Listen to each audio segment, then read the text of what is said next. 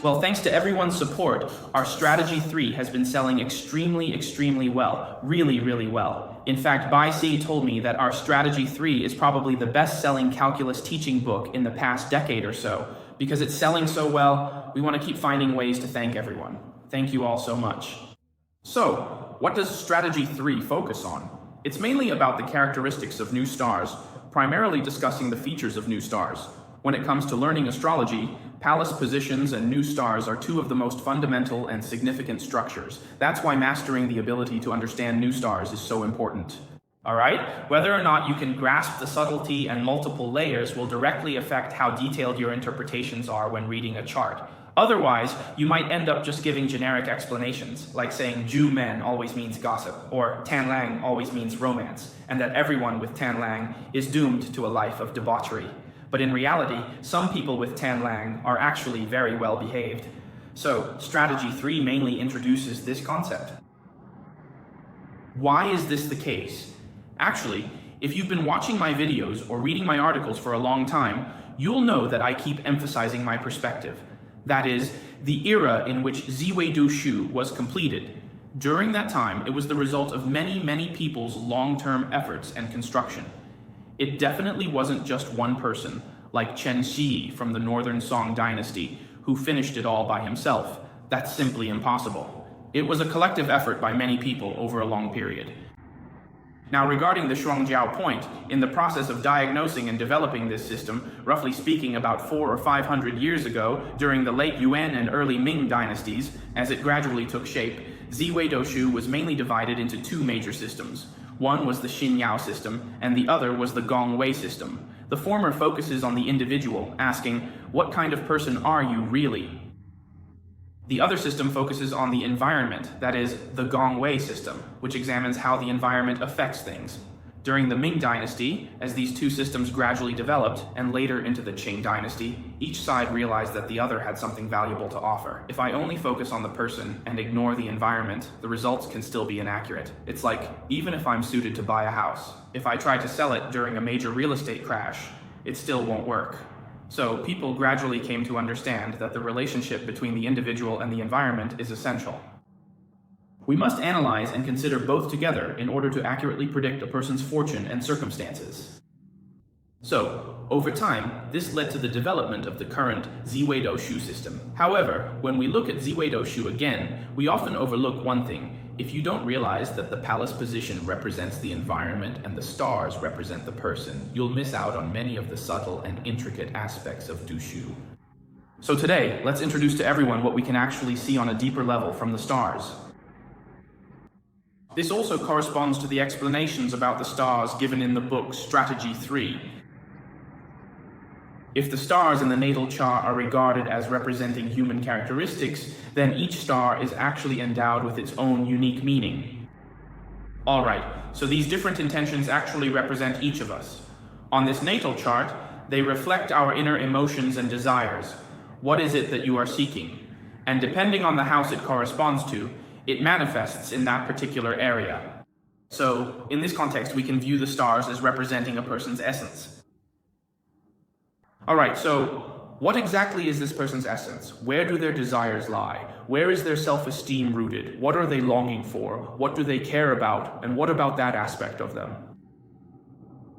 What kind of values do they have? What are the boundaries they absolutely cannot cross? These things, these deeper, more personal aspects, the parts of your personality that you are born with and emotionally cannot shake off, are all explained using the stars.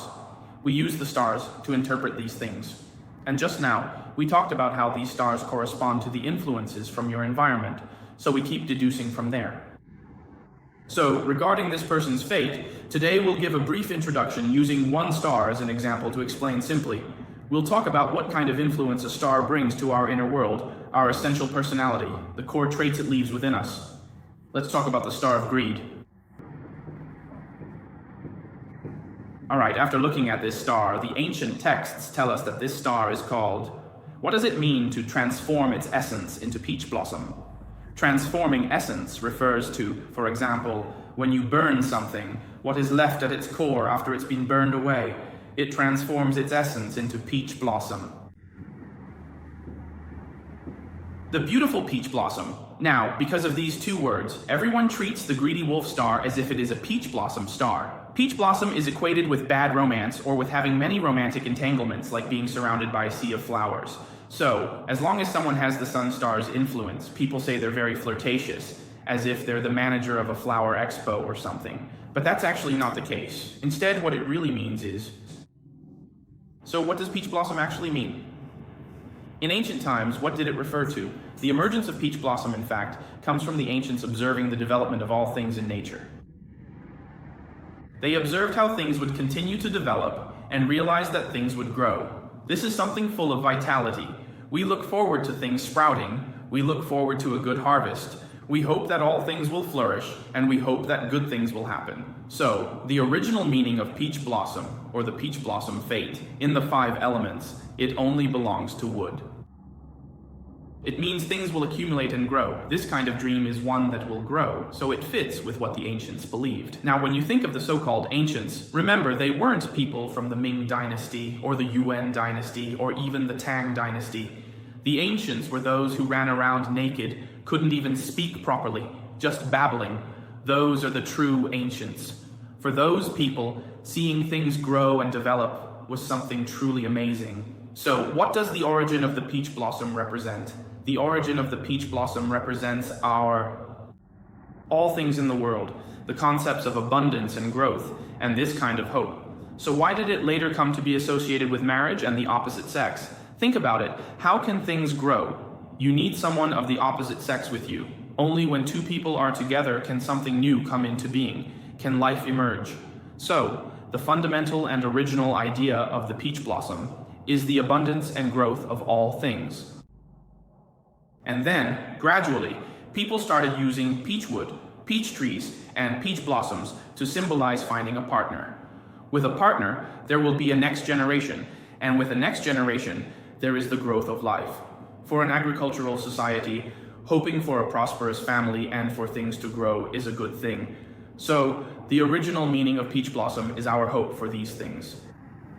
It's our hope for things to grow, our expectations for life. So its true meaning is actually desire. Its true essence is desire. So greed is actually a symbol of desire, the source of desire. Now, some of you who have studied a bit of metaphysics might know that greed is associated with 2 elements in the 5 elements theory, right? The other one is water, right? The other is water. Let me ask you. Now, when it comes to water, isn't it true that in ancient agrarian societies, people believed that only places with water would have grasslands? Water brings grass, right? You need water for grass to grow. Only where there is water and grass can people survive, and only then can people develop desires. If I can't even get enough to eat, how could I have any desires? So, in the system of Zi Wei Astrology, the greedy wolf star truly represents desire. Yes, it's the source of your primal desires, the place where your needs originate. And where do these needs come from? They come from wanting, from the hope and wish to obtain something. So what is it that you want to obtain? It's the opportunity to possess, to reap rewards, and to grow. Therefore, greed represents the seat of human desire. So let's look at your natal chart and see how this is reflected in your own chart. Wherever the greedy wolf star is located, that's where your desires lie. For example, if greed is in the 7th house, you will have many desires and expectations regarding relationships, really wanting a lot from them. If greed is in the career palace, it means you have many expectations for your own life goals, and you really want to have great job opportunities or for your work to align with your ideals. You also need to look at which 3 stars greed is interacting with to analyze it further. If it's in the wealth palace, it refers to your attitude toward money.